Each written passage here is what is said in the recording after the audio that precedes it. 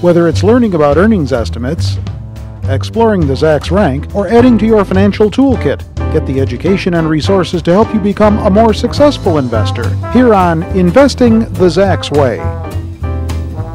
This is the fourth and final installment in a series of commentaries covering the 4 factors behind the Zacks Rank.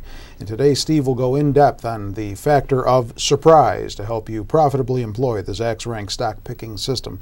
So without further ado, we bring Steve back in here now so he can explain this factor of surprise. And you know, when I said that, I almost expected the Muppets to pop up from behind here. You know, surprise! Yeah. The stock market usually is not as interesting as the Muppets are, but they're a shade more profitable. So we'll tackle the surprise, I guess, without the Muppets. Okay.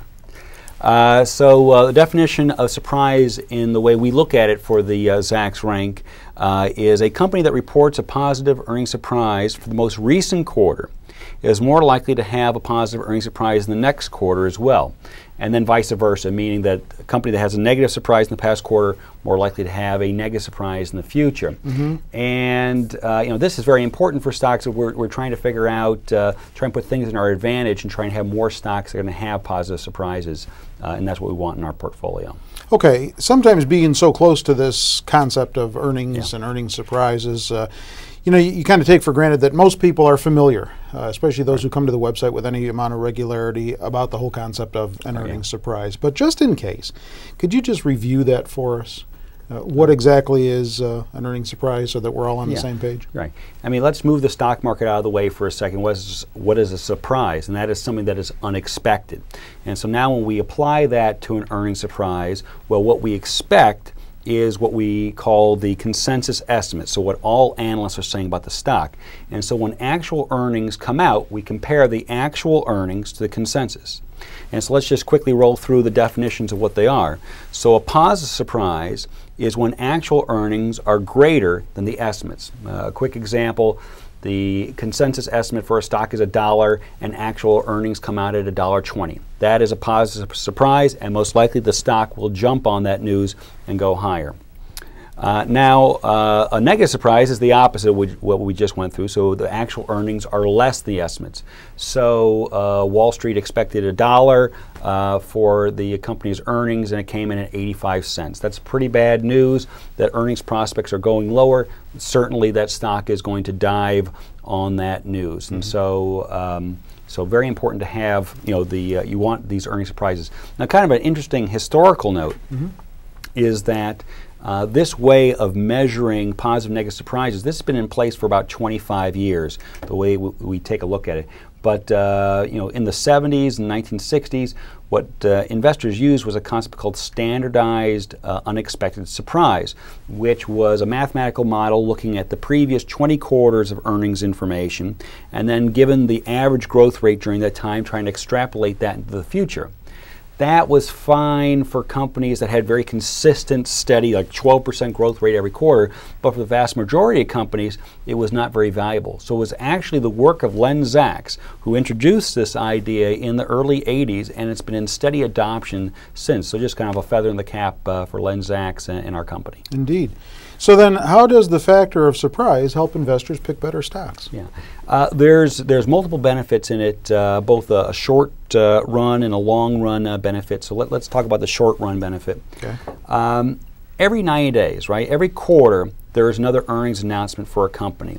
And it can be either a joyous time where our companies are having positive surprises, we're making money, or we're getting beaten up and our companies have negative surprises and we're just bleeding red from that event. So obviously we want to get as many of those positive surprises as possible. The concept of having earnings surprises, those companies that had earnings surprises in the past are more likely to have in the future.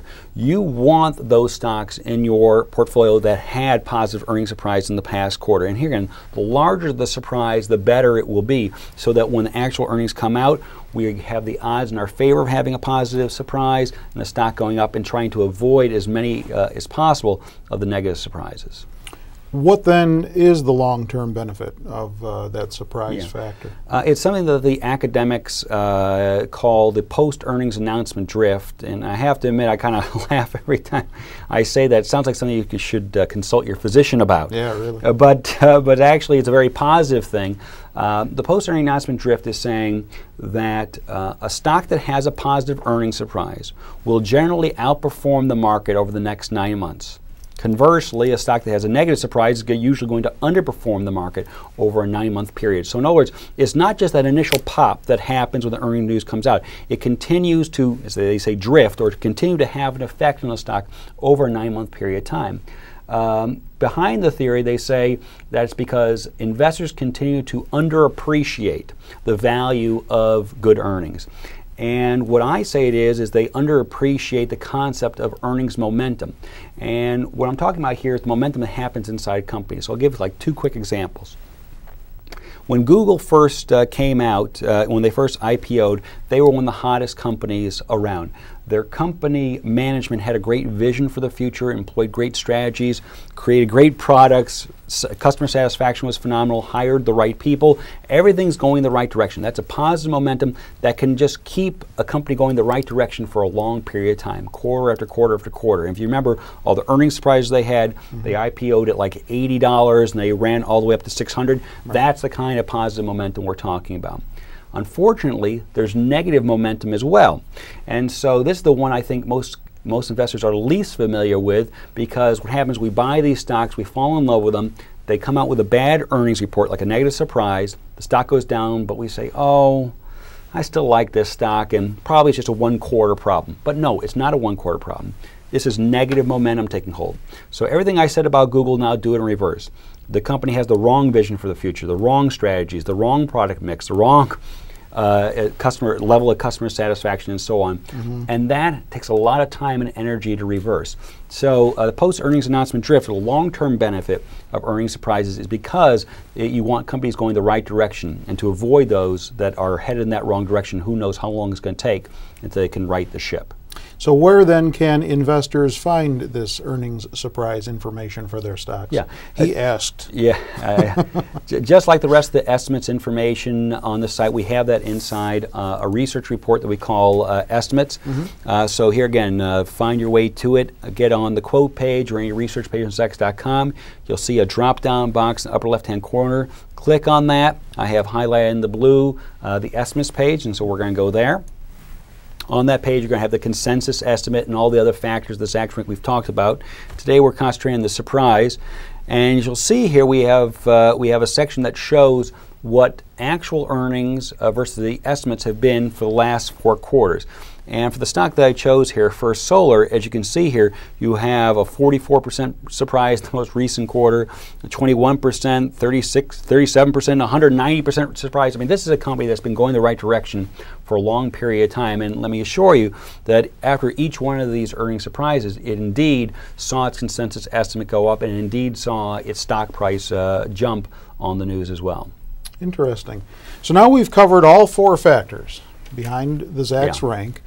Where does surprise stack up with the other 3? Yeah, we went through them in their order of importance in the way that we calculate them in the Zacks Rank. So agreement does make up the majority of the value of the Zacks ranking here, and that's the agreement of the analysts and the direction of earnings estimates.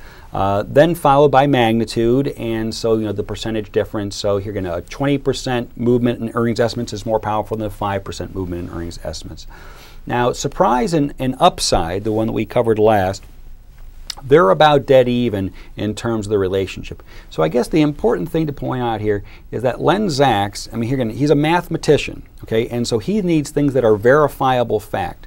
There's no fluff in the Zacks rank. Each one of these individual elements has benefit.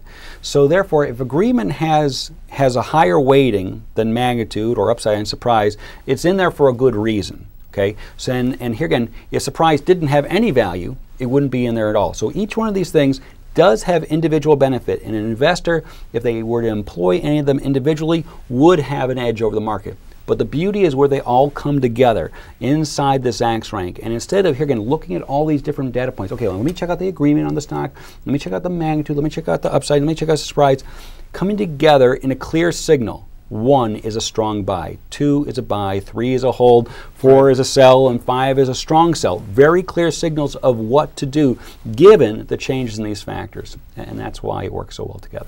The numbers don't lie, as they say. And there you have it, Zacks Rank factor number 4, surprise. With Steve Reitmeister, I'm Terry Ruffalo.